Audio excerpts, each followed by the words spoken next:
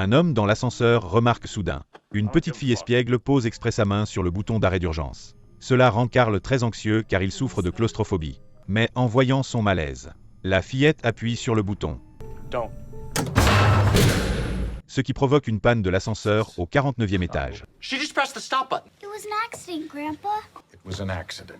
She did it on purpose. She was looking right at me and then she pressed it. You're lying. I saw you. Liar. Evil little bitch. Whoa. You're fired. Fine. I don't give a fuck. En fait, ce vieil homme est le patron de l'entreprise.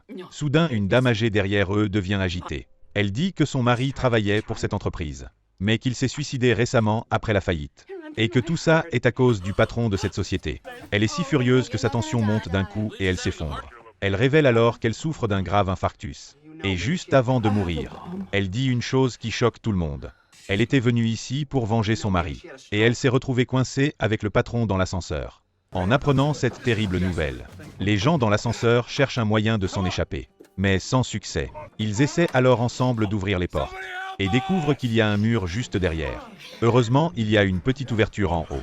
Un homme en costume la voit, et a une idée folle. Il tente de toucher le bouton extérieur de l'ascenseur avec sa main. Mais son bras est trop court. Alors il prend la canne de la vieille dame, pour essayer d'atteindre le bouton. Mais juste avant qu'il y parvienne, la petite fille recommence à appuyer frénétiquement sur les boutons à l'intérieur.